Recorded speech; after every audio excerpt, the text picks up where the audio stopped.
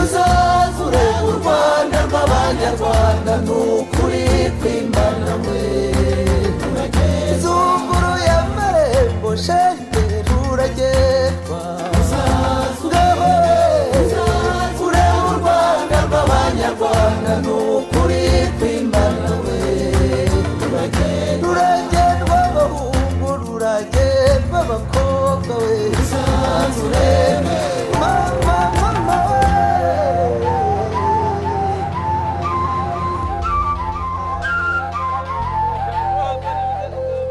nitwa Uwera Samuela nutse mu kigo cyitwa Kigali Excellent and Tourism and Hospitality Industry.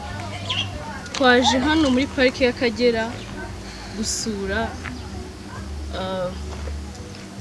inyamaswa zituyemo zibamo umunsi ku wundi ariko rugo rwazo, ndetse ari nabyo ubukerarugendo bushingiraho cyane kuko ari byo byinjiza inyungu mu gihugu mu buryo bwose. So rero twebwe nk'abanyeshuri b'urukerarugendo tuba twaje kumenya neza uko bigenda kuri tere kugira ngo ugire uko witeza imbere cyangwa ugire uburyo ugomba kumenya ko wayobora nabyita kuguidinga mu buryo muri terme dukoresha mu cyarugendo. Birafasha, biba bikwiriye ko tugera kuri tere tukamenya ese inyamaswa ko nyumva ko nyireba mu binyamakuru kuri YouTube ese koko niko bimeze cyangwa hari ubundi buryo iteyemo.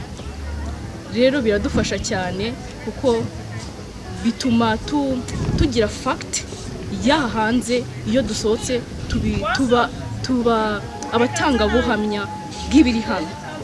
Iyo tubivuze niko gukurura abakerarugendo, tutahageze ntago twabivuga, ariko iyo tubivuze baraza twabwiye bagenzi bacu ndetse bikaba ibintu byiza cyane.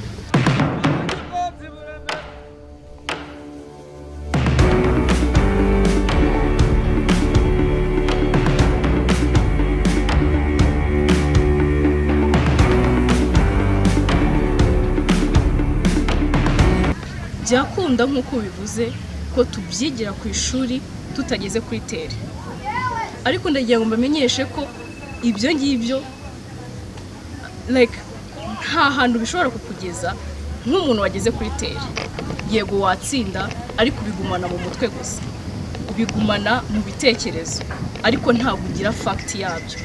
Yego ndabishimiye ko byize mu magambo, ariko se niba kubaza wakibonyeho ese wakibera ubuhamya uzavuga ko wabyumvise gusa, ariko biba byiza iyo uvuze ko ikintu wanakibonye ndetse uzi uko kigenda, hahandi utanga n'ingero ntoya wa muntu atarazi zikaba zamushimisha cyane. Ni ngombwa ko tugera kuri tere cyane. Ndetse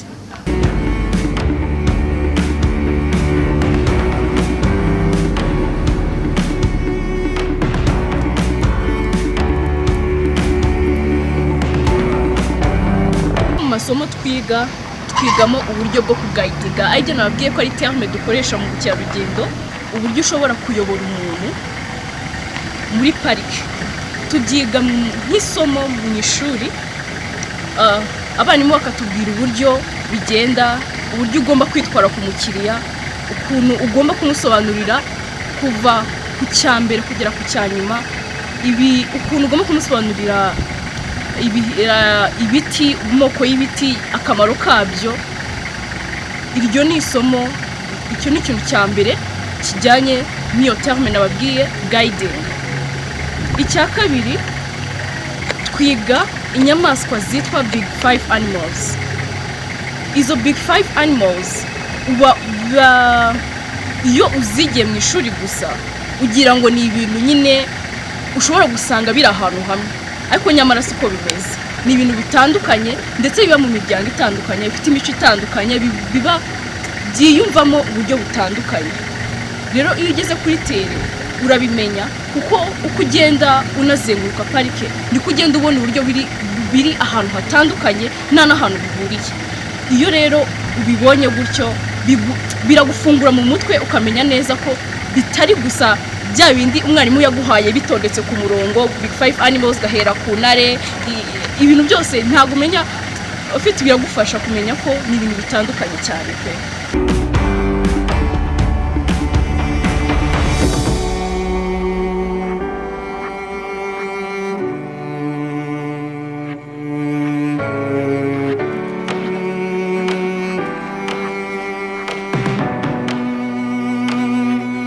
Ngiye ku giti cyanjye nkunda ubukerarugendo. Ikintu cya mbere nakubwira wa munyeshuri we aho uri hose uri kunyumva kunda ibyo urimo kuko ubukerarugendo busaba kubikunda. Utabikunda ntago wa succeedinga,